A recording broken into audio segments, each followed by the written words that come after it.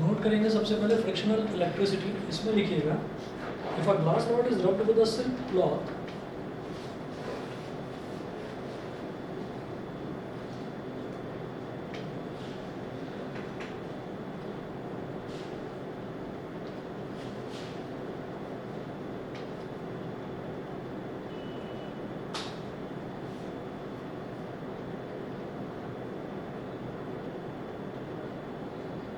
if a glass rod is rubbed with a silk cloth, comma, or a fountain pen with a coat sleeve,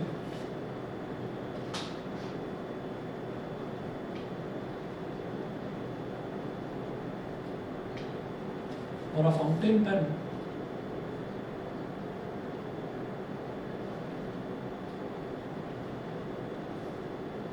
with a coat sleeve, comma, it is able to attract small pieces of paper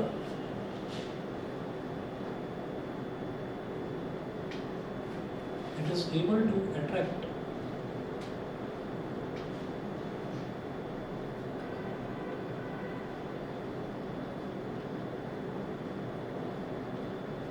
small pieces of paper it is able to attract small pieces of paper, comma, straw, lint, light feathers, etc.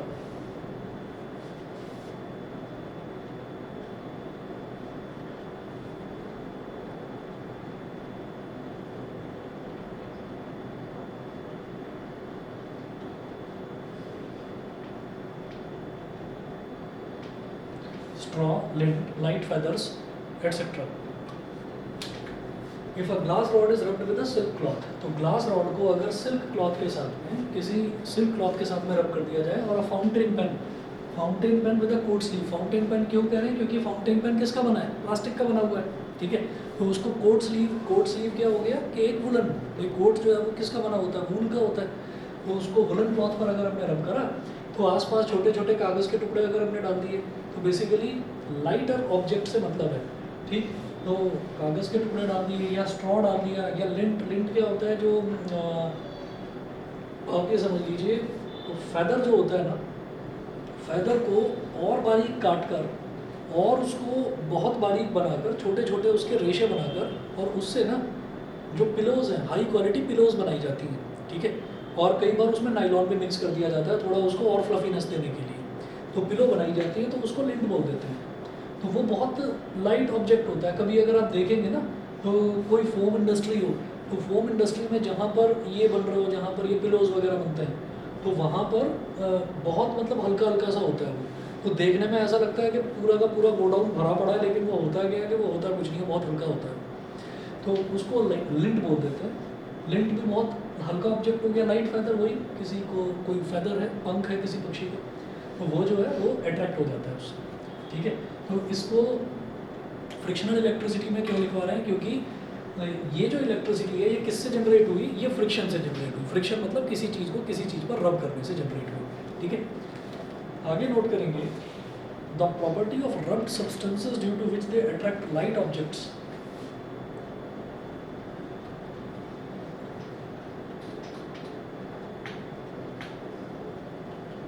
The property of rubbed substances due to which they attract. The property of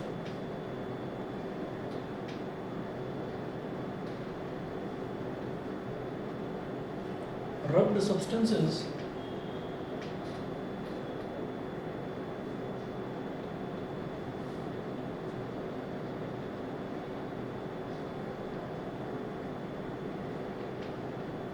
due to which they attract, the property of rubbed substances due to which they attract light objects is called electricity. Light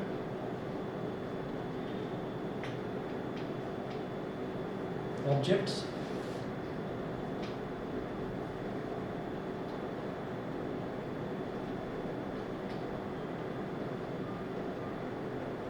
is called electricity. Second point लिखेंगे the electricity developed by rubbing और friction.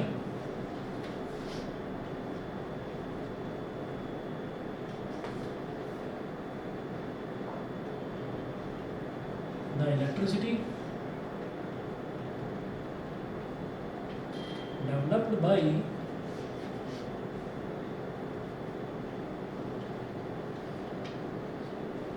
rubbing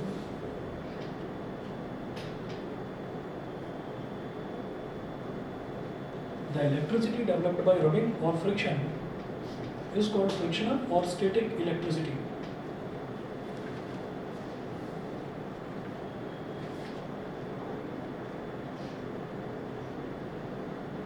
Is called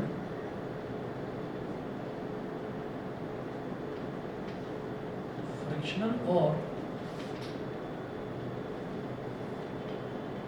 static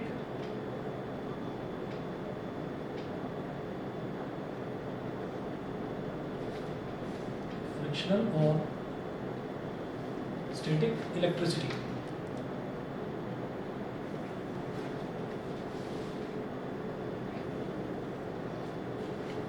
इसके बाद note करिएगा the rubbed substances which show this property of attraction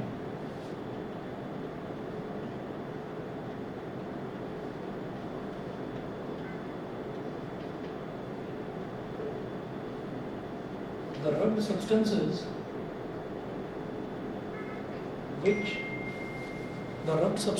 which show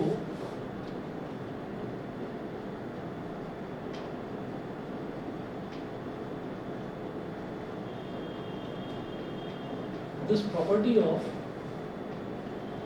attraction are said to have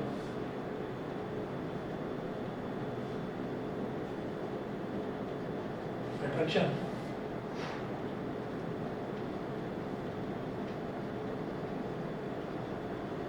are said to have become electrified or electrically charged.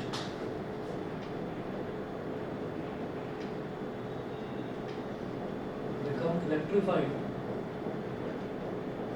or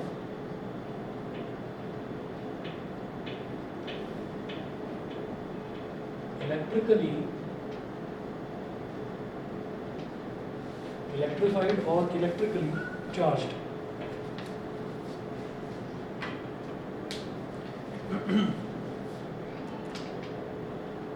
एक minute रुको बस.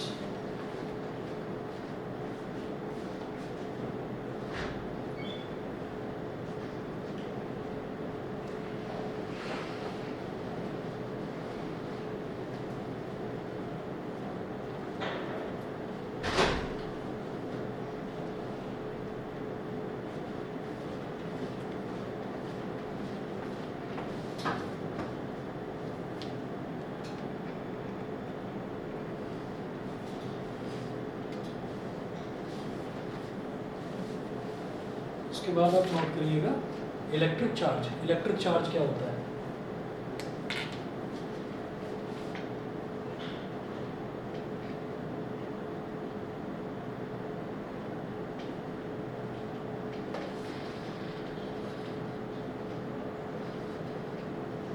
Electric charge में note करें electric charge is an intrinsic property of elementary particles.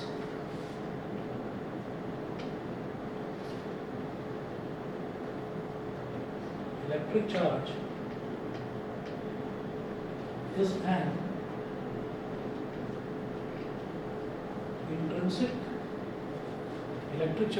an intrinsic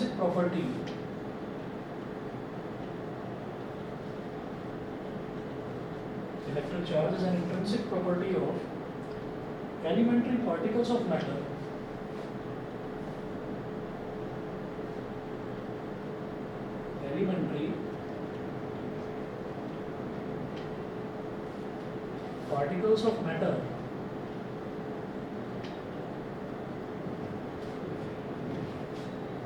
which gives rise to electric force between various objects.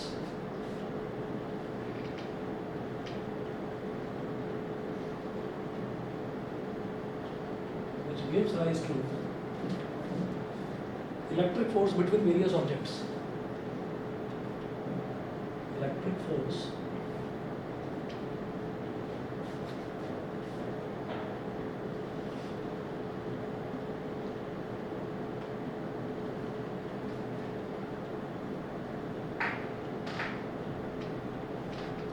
between various objects. तो electric charge होता क्या है? Electric charge ये है कि आप ये देखिए कि ये एक इंट्रिंसिक प्रॉपर्टी है। इंट्रिंसिक प्रॉपर्टी का मतलब क्या है कि एक ऐसी प्रॉपर्टी जो किसी ऑब्जेक्ट के अंदर होती है। फॉर एग्जांपल हम ये देखेंगे कि यहाँ पर एक फाउंटेन पेन था, तो फाउंटेन पेन प्लास्टिक का बना हुआ था। एक ग्लास रॉड थी, ग्लास रॉड को हमने रब कर दिया। रब करने के बाद में उस रॉड के अंदर ही तो कोई ऐसी प्रॉपर्टी थी कि उसने किसी लाइटर ऑब्जेक्ट को अट्रैक्ट करा। हाँ, हमने क्या करा, हमने उसको रब करके उसके अंदर वो जो छुपी हुई प्रॉपर्टी थी उसको एकदम से हमने उसको एक्टिवेट कर दिया। ठीक, तो आप ये समझिएगा कि इंट्रिंसिक प्रॉपर्टी, ये जो चार्ज है, चार्ज एक इंट्रिंसिक प्रॉपर्टी होती है। एलिमेंट्री पार्टिकल्स वही जो पार्टिकल्स मैं अपने आसपास देख सकता हूँ। तो वो जो पार्टिकल्स हैं, उन्हीं पार्टिकल्स को आपने रबिंग करके या फ्रिक्शन करके झकझोर दिया, उनको झकझोर दिया, तो अब वो क्या कर रहे हैं, वो अपने आसपास के छोटे छोटे पार्टिकल्स को अट्रैक्ट कर रहे हैं। तो वो जो अट्रैक्ट कर रहे हैं तो उसमें कोई फोर्स ऑफ अट्रैक्शन तो लगेगा ना। तो वो जो फोर्स डेवलप करी जाती है, वो फोर्स जिस प्रॉपर्टी की वजह से डेवलप होती है, उस प्रॉपर्टी को ही चार्ज बोल देते हैं। ठीक है, उस प्रॉपर्टी को ही हम चार्ज बोल देते हैं। जो फोर्स है, फोर्स का तो अलग है कॉन्सेप्ट। फोर्स जो है, फोर्स की तो यूनिट न्यूटन होती है। ठीक, तो हम ये कहेंगे कि कई बार ऐसा होता है कि जैसे आपने एक चीज़ पढ़ी होगी 10th क्लास में, इलेक्ट्रोमैग्नेट। तो इलेक्ट्रोमैग्नेट क्या है, बेसिकली वो मैग्नेट नहीं होती थी। याद करो कि एक ना सॉफ्ट आयरन कोर होता था, उसके ऊपर वायर को लपेट देते थे, ठीक है, और उसको बैटरी से कनेक्ट कर देते थे। तो जितना ज़्यादा आप करंट प्रोवाइड कराएंगे उस मैग्नेट की, उस इलेक्ट्रोमैग्नेट की, उतनी ताकत बढ़ती चली जाती है।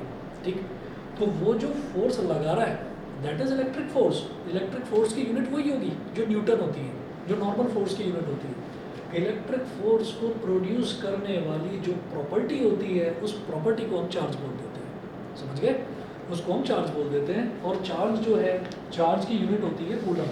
नोट करिए, इट्स ऐसा यूनिट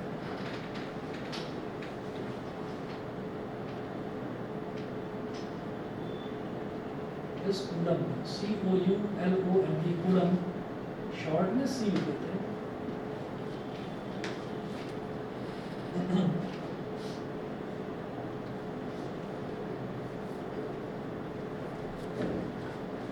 उसके बाद आप ये लिखें यहाँ पर एक point, a proton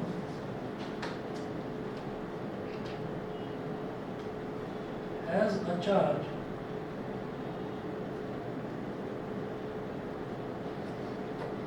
denoted by plus E and an electron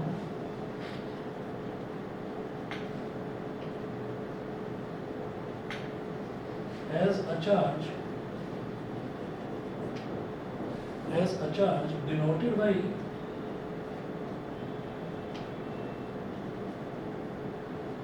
minus E। ठीक है, और E की एक स्टैंडर्ड वैल्यू होती है 1.6 इंटू 10 की पावर माइनस 19 कूलम। मतलब एक इलेक्ट्रॉन में इतना चार्ज होता है, एक इलेक्ट्रॉन में इतना चार्ज होता है 1.6 इंटू 10 की पावर माइनस 19 कूलम।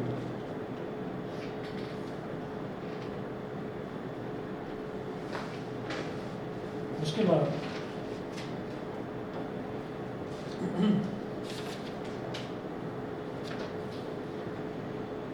नोट करें,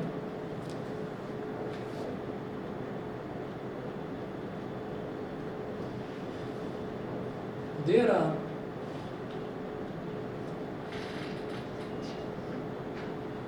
two types of charges. There are two types of charges.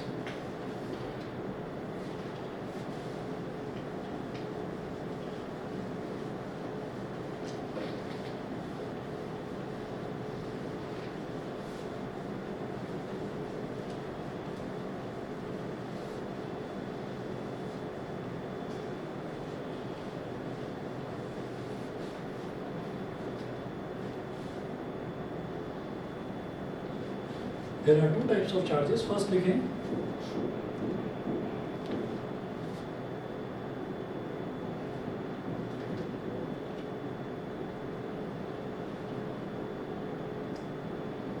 the charge developed on a glass rod when rubbed with silk. On a glass rod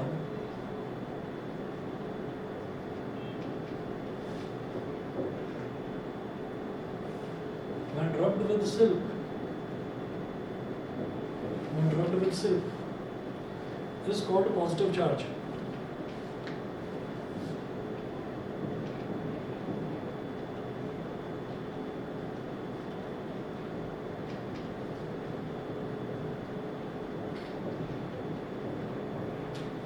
Is called positive charge.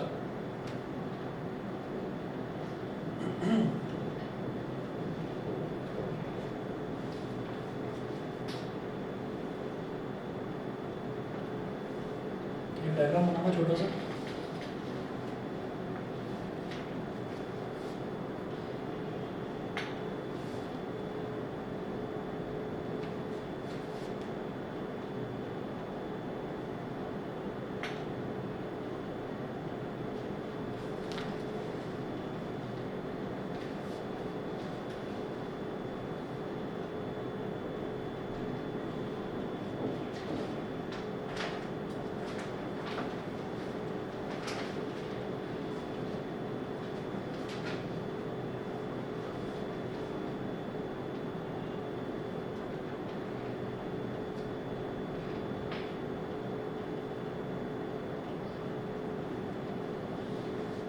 हमने क्या करा कि हमने अपने हाथ पर क्या करा कि ये तो लटका रखा है इसको रॉड को हमने ऐसे लटका रखा है और हमने क्या करा हमने अपने हाथ पर एक सिल्क का कपड़ा लेकर और रॉड को ऐसे ऐसे ऐसे ऐसे रब करके और फिर हवा में ऐसे ही छोड़ दिया सस्पेंडेड. ठीक है. फिर क्या करा कि एक दूसरी रॉड लेकर आ गए उसको हमने लटका नहीं रखा है, मतलब इट इज़ नॉट सस्पेंडेड. उसको लटका नहीं रखा, उसको भी ऐसे हाथ पर लपेट रखा था हमने सिल्क का क्लॉथ, उसको रब कर दिया. तो इसको तो लटका रखा है हवा में, मतलब इस पर अब किसी तरीके की कोई एडिशनल फोर्स नहीं है. और एक दूसरी वाली जो रब्ड ग्लास रॉड है,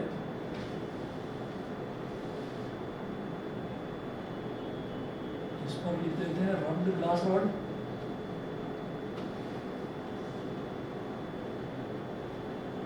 इसको ले आते हैं इसके पास. तो मैंने ये मान लिया कि ग्लास रॉड पर जो चार्ज डेवलप होगा उसको मैंने बोल दिया पॉजिटिव चार्ज है.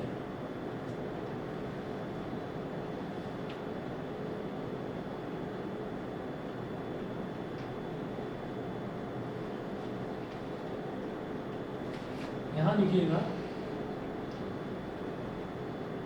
रिपल्शन. ठीक है. तो इसका मतलब क्या है, इस पर भी पॉजिटिव चार्ज है, इस पर भी पॉजिटिव चार्ज है. तो इस पर जो चार्ज डेवलप होता है, हमने ये ना एक कन्वेंशन चली आ रही है. शुरुआत में जब चार्ज को स्टडी करा गया तो चार्ज को ऐसे ही स्टडी करा गया. तो जब चार्ज को ऐसे स्टडी करा था तो उन्होंने बोला कि भाई ग्लास रॉड है, ग्लास रॉड के ऊपर जो चार्ज डेवलप हो गया उसको पॉजिटिव चार्ज मान लेते हैं. फिर ये देखा था कि भाई मैग्नेटिज्म जो है, मैग्नेटिज्म का भी साथ साथ डिस्कवरी हो गई थी. तो मैग्नेटिज्म के बारे में ये देखा जा रहा था कि इसके भी दो पोल्स हैं.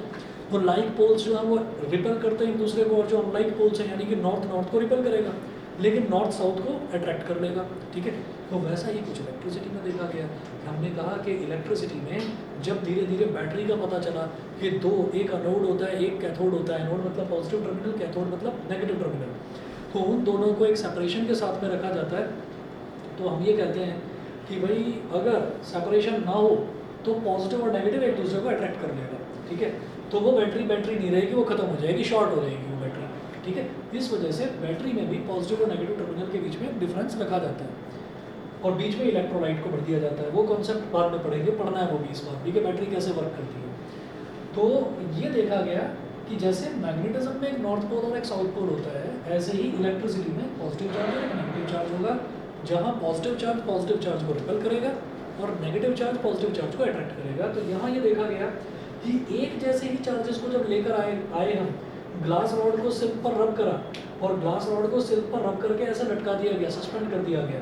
तो इसके पास दूसरी ग्लास रॉड को लेकर आए तो इसने डिफ्लेक्ट होना शुरू हुआ, रिपेल करना शुरू करा. ठीक. वहीं सेकंड पॉइंट नोट करें आप, ये तो ग्लास रॉड वाले को तो पॉजिटिव नाम दे दिया गया और उसके बाद नोट करिएगा the charge developed on a plastic rod, second करके लिखा,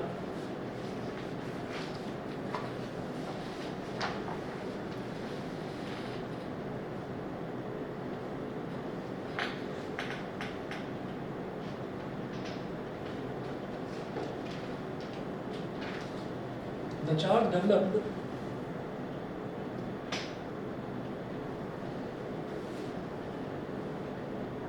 on a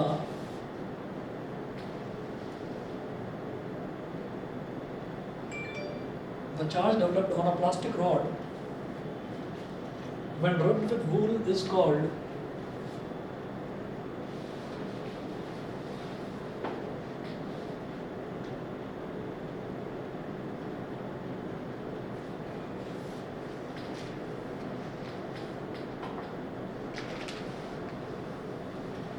and rubbed with wool is called negative charge.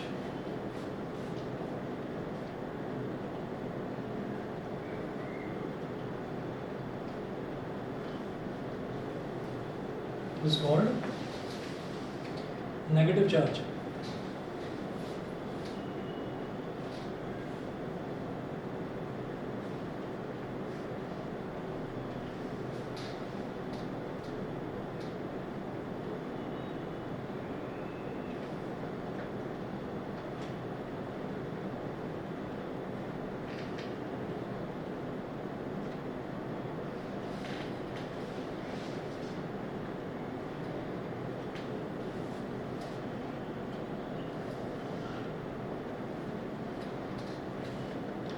तो ये अगेन वही चीज़ है, सिल्क क्लॉथ। इसको क्या बोलेंगे भाई? Glass rod. और इस बार क्या करा कि जो प्लास्टिक रॉड थी, प्लास्टिक रॉड को हमने वूल पर रब करा और इसके पास लेकर आए।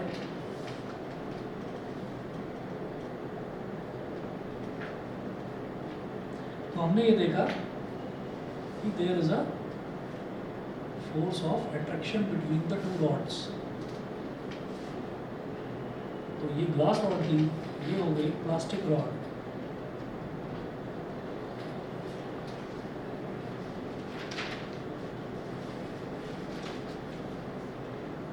ब्रैकेट में लिख लेना रब्ड विद वूल। इसको वूल में रब करके लेकर आए। तो हमने ये कहा कि भाई शुरुआत में जो हमने ग्लास रॉड के साथ में एक्सपेरिमेंट करा था, तो दूसरी ग्लास रॉड को अगर उसके पास लेकर आए तो हमने देखा कि इस पर और इस पर दोनों पर लाइक चार्जेस थे, एक दूसरे को रिपेल कर रहे थे। तो फिर ये देखा गया कि प्लास्टिक रॉड वाला एक्सपेरिमेंट करके देखा गया कि प्लास्टिक रॉड जो है वो इसको अपनी तरफ अट्रैक्ट कर रही है। तो इससे ये समझ में आता है कि प्लास्टिक रॉड पर जो चार्ज डेवलप हुआ वो नेगेटिव और इस पर जो चार्ज डेवलप हुआ वो पॉजिटिव। फिर एक एक्सपेरिमेंट ये भी करके देखा गया कि प्लास्टिक रॉड को वूल के साथ में रब करके लटका दिया गया, दूसरी प्लास्टिक रॉड लाकर देखा तो देखा कि वो भी एक दूसरे को रिपेल कर रहे हैं, क्योंकि नेगेटिव नेगेटिव एक दूसरे को रिपेल करता है। ठीक है, तो यहाँ से हमको चार्जेस को आइडेंटिफाई करना आ गया। उसके बाद नेक्स्ट नोट करेंगे कंडक्टर्स एंड इंसुलेटर्स। तो शुरुआत में आप ये देखिएगा कि बहुत बेसिक डेफिनेशंस हैं। ठीक है, तो नेक्स्ट नोट करें कंडक्टर्स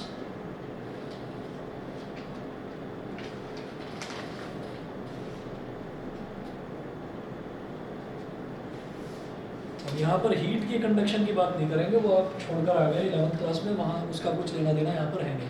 हाँ, एक चीज़ और मैं आपको ये बताना चाहूँगा कि 11th क्लास का कोई भी पोर्शन अगर वीक रह गया हो फिजिक्स में, तो उसका कोई लेना देना नहीं है यहाँ से, बिल्कुल टोटली अलग है। ठीक है, कुछ नहीं, कोई वेक्टर नाम की चीज़ नहीं है यहाँ पर, कुछ नहीं है। तो आप ये देख लेना कि 11th क्लास की कोई भी चीज़ अगर मान लो आपको ये लगता हो ना, नहीं मेरे को तो डायमेंशनल एनालिसिस नहीं आता, मेरे को तो वेक्टर्स नहीं आता है, ठीक है, काइनेमेटिक्स में मैं बिल्कुल ही जीरो था, रोटेशनल मोशन क्या है मुझे नहीं पता, तो आप ये समझ लेना कि 11th और 12th का दूर दूर तक कोई नाता ही नहीं है, कुछ नहीं है। और जैसा हमने यहाँ पर, जैसा मैं फिजिक्स में बोल रहा हूँ, मैथ्स में आप थोड़ा बहुत ये समझ लेना, थोड़ा बहुत प्रोबेबिलिटी, बहुत वो भी थोड़ा बहुत, ज़्यादा नहीं, उतना तो 10th का बच्चा भी जानता है, और थोड़ा बहुत आपका लिमिट्स एंड डेरिवेटिव्स होगा। वो अगर नहीं भी आता है तो वो मैं शुरुआत से लेकर चलूँगा डिफरेंशिएशन में, क्योंकि बिना उसके हम कर ही नहीं पाएंगे आगे कुछ। हाँ, इतना ज़रूर है, ट्रिग्नोमेट्री के सारे फॉर्मूले पूरे अच्छे से रटे हुए होने चाहिए, क्योंकि ट्रिग्नोमेट्री के सारे फॉर्मूले डिफरेंशिएशन में भी काम आएंगे और इंटीग्रेशन में भी काम आएंगे, और डिफरेंशिएशन और इंटीग्रेशन वही मैथ्स का कोर है, तो वो आपको याद रखना है। बाकी फिजिक्स से बेफिक्र हो जाओ, 11th की फिजिक्स में आप ज़ीरो भी है ना अगर, तो 12th में कुछ लेना देना नहीं है उसको। एक भी चीज़, कोई आपका ना तो स्कूल का टीचर ना मैं आपसे ये कहूँगा ही नहीं कि बेटा ये आपने 11th में पढ़ा होगा ना, ठीक है, ये आता होगा ना, फिर आप ज़बरदस्ती यस सर यस मैम बोलेंगे, तो वो ज़बरदस्ती वाला कोई काम ही नहीं है। ठीक, तो 12th का बिल्कुल अलग से है, फ्रेश स्टार्ट है। तो कंडक्टर्स में नोट करिएगा, the substances through which electric charges can flow easily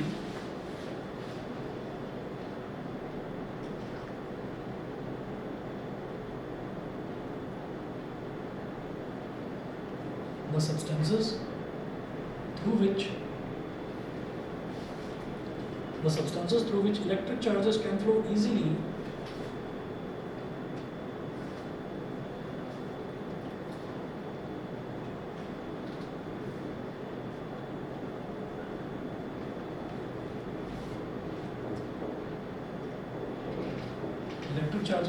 easily are called conductors.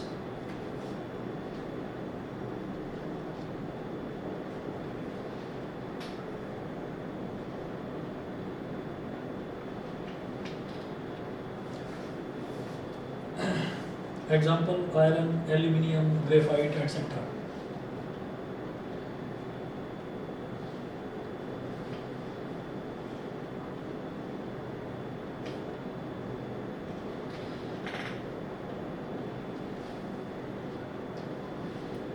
Iron, aluminium, graphite etcetera ये कंडक्टर्स हो गए। फिर insulators,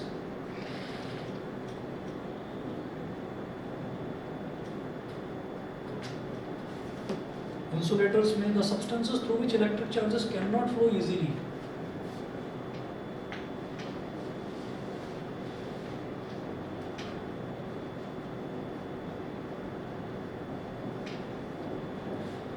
The substances through which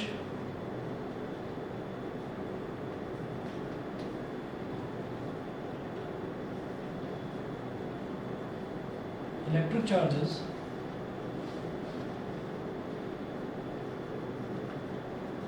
cannot flow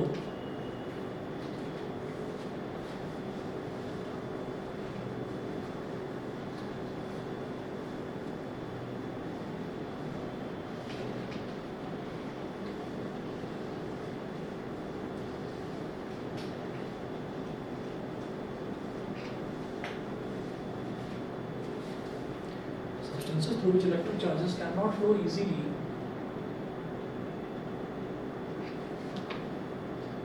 are called insulators. Example: glass, diamond, plastic, etc.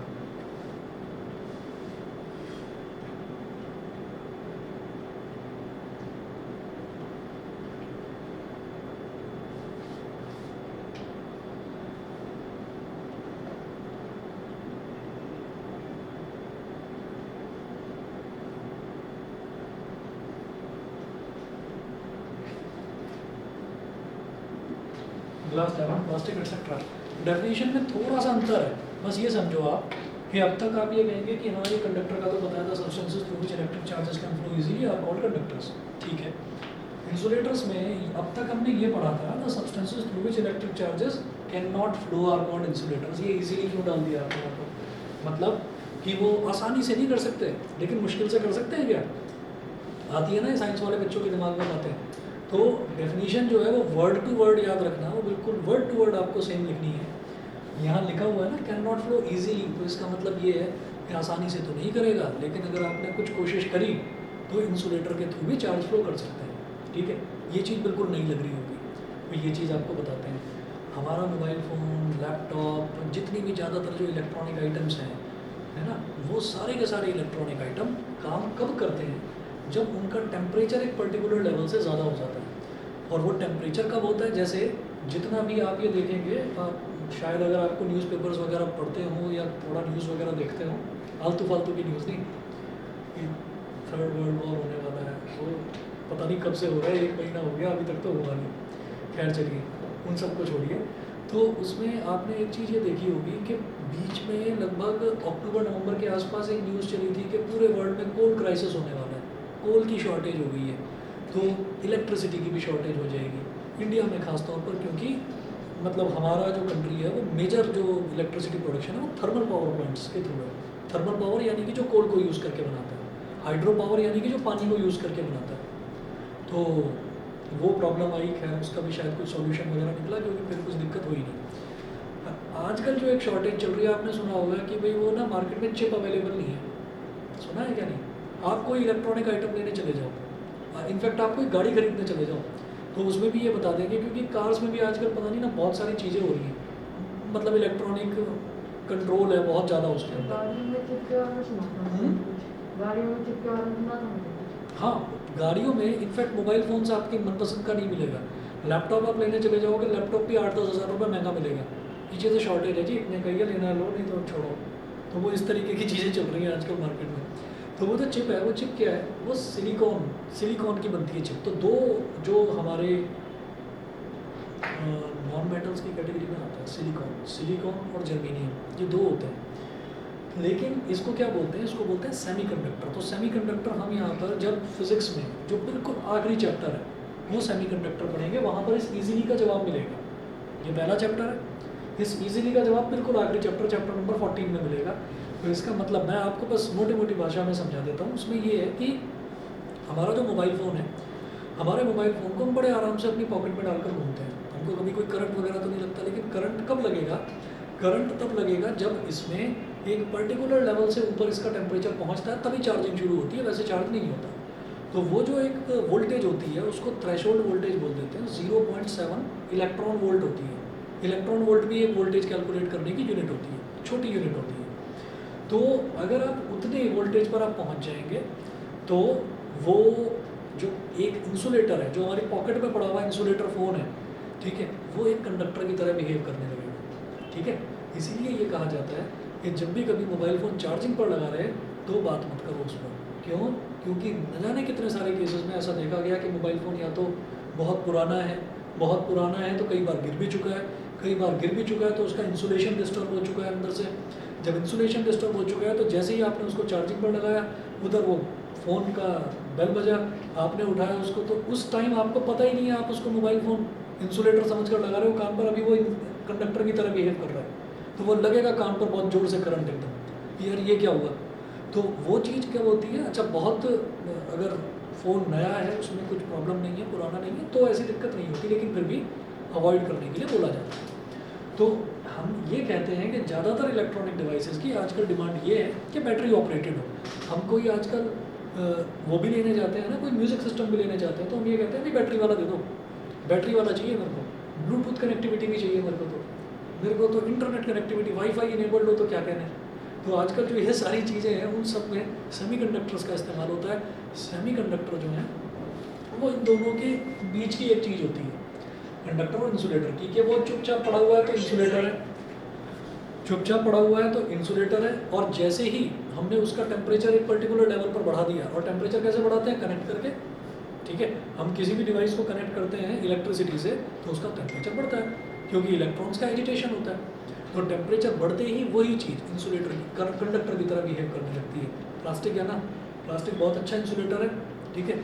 Insulator के लिए एक नई term हम use करेंगे फिजिक्स में, डाई इलेक्ट्रिक बोलते हैं इंसुलेटर को, डाई इलेक्ट्रिक। डाई इलेक्ट्रिक का मतलब क्या होता है, डाई इलेक्ट्रिक का मतलब ये है कि डाई का मतलब टू, इलेक्ट्रिक का मतलब anything which can flow, which can act like an insulator, like a conductor, electricity जिसमें से फ्लो कर सके। ठीक, तो आप ये देखिएगा कि अगर प्लास्टिक को भी पिघला दिया, गर्म करते चले गए तो एक पर्टिकुलर लेवल पर पहुंचकर उसके आयंस अलग हो जाएंगे, पॉजिटिव और नेगेटिव। और जैसे ही फ्री आयंस मेरे को किसी भी ऑब्जेक्ट में मिलते हैं वो भी कंडक्ट करना शुरू करता है। तो एक टेम्परेचर है प्लास्टिक, नॉर्मली आप देखें कि 50 डिग्री 60 डिग्री तक भी टेम्परेचर और प्लास्टिक पिघलती ही नहीं है, ठीक है। तो प्लास्टिक को एक टेम्परेचर चाहिए होता है, तो इस वजह से हम ये कह देते हैं कि नॉर्मली तो ये इंसुलेटर की तरह बिहेव करता है। तो इंसुलेटर के थ्रू ईजीली तो करंट फ्लो नहीं करता है, लेकिन अगर आप उसका टेम्परेचर बढ़ाएं तो उसमें से भी करंट फ्लो हो सकता है। इंसुलेटर में से भी और करेगा, हम बताएंगे आपको इसी चैप्टर में। ठीक है, इसके बाद नेक्स्ट टॉपिक नोट करें, टाइम है कि नहीं है बता दो। चलिए नोट करके छोड़ दीजिए, बस इलेक्ट्रोस्टैटिक इंडक्शन लिखो।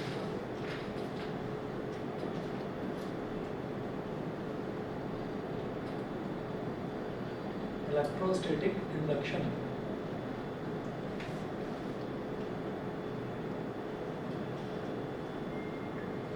इलेक्ट्रोस्टैटिक इंडक्शन एक ऐसी चीज़ हो गई कि आपने किसी चीज़ को कनेक्ट नहीं करा और ऐसे ही करंट इंड्यूस करा दिया। आजकल एक नई चीज़ सुनने में आई है, मोबाइल फ़ोन्स के चार्जर होते हैं, वायरलेस चार्जर, सुना है? तो वो बता देते हैं कि इतनी रेंज में आप इसको रख दें तो वो मतलब बिना आप कुछ भी कनेक्ट करें वो चार्ज होना शुरू हो जाएगा, है ना। उसको इलेक्ट्रोस्टैटिक इंडक्शन बोलते हैं। इंडक्शन मतलब किसी एक चीज़ की वजह से किसी दूसरे चीज़ में वो चीज़ इंड्यूस हो जाना, डेवलप हो जाना। जैसे हम ये कहते थे कि अगर मान लीजिए हमने एक कोई भी मैग्नेट ली और एक हमने वायर ले लिया और उस वायर को कनेक्ट कर दिया हमने गैल्वेनोमीटर से। गैल्वेनोमीटर क्या करता है, जो बता देता है कि किसी वायर में करंट फ्लो कर रहा है या नहीं कर रहा है। कैसे, गैल्वेनोमीटर की वायर में अगर डिफ्लेक्शन आ गया तो करंट फ्लो कर रहा है, नहीं आया तो नहीं कर रहा है। तो हमने क्या करा, एक लंबी सी वायर लेकर गैल्वेनोमीटर को तो फिक्स कर दिया एक जगह पर, और उस वायर का एक किनारा लेकर मैग्नेट ली नॉर्थ पोल और साउथ पोल, और उसके बीच में ऐसे ऐसे ऐसे ऐसे ऊपर नीचे करना शुरू करा। तो उधर देख रहे हैं कि वायर तो हिल नहीं रही है लेकिन गैल्वेनोमीटर की नीडल में लगातार डिफ्लेक्शन हो रहा है। इसका मतलब क्या है, इसका मतलब ये है कि मैग्नेटिज्म की वजह से उस वायर के अंदर करंट पैदा हो गया, इंड्यूस हो गया, ठीक है। तो इसको बोलते हैं कि बिना टच करे, आपने टच नहीं करा, ठीक, लेकिन और कोई बैटरी कनेक्टेड नहीं है, लेकिन उस मैग्नेट की वजह से, उस मैग्नेट फील्ड की वजह से आपके वायर में करंट इंड्यूस हो गया, पैदा हो गया। तो इसी तरीके से कुछ ऐसा अरेंजमेंट जिसकी वजह से हम एक तरफ एक चार्ज कैरियर को रखते हैं और उससे थोड़ी सी दूरी पर एक ऐसी चीज़ को रखें जिसके जो कंडक्टर हो, जिसके अंदर करंट फ्लो कर सकता हो। ऐसे प्रोसेस को इलेक्ट्रोस्टैटिक इंडक्शन बोलते हैं, ठीक है। नेक्स्ट क्लास में करवाते हैं इसको, ठीक। और टाइमिंग आपका सूट करेगा ना सभी को, ठीक है, 5:30 से 6:30। सर कुछ कर दीजिए चेंज, क्योंकि सर ट्यूशन है ना केमिस्ट्री वाला। नहीं, मैं बस इसमें सिर्फ इतना कर सकता हूँ कि शायद 1.5 महीने बाद इसको 4:30 से 5:30 कर सकता हूँ, अगर कहोगे तो। लेकिन अगर आप सबका अरेंजमेंट सब कुछ हो जाएगा ना तो पहली प्रेफरेंस 5:30 से 6:30 की रहेगी। क्योंकि इस दौरान ये जो 1-1.5 महीना है, इस दौरान आप लोग केमिस्ट्री का ज़्यादातर बच्चे देख ही लेंगे ट्यूशन, और जब केमिस्ट्री का देख लेंगे तो वो भी कुछ एडजस्टमेंट कर लेते हैं। तो इस वजह से 5:30 से 6:30 अगर कंफर्टेबल है तो मैं थ्रू आउट द ईयर यही रखने वाला हूँ, ठीक है। चलिए जी फिर, गुड इवनिंग सर। गुड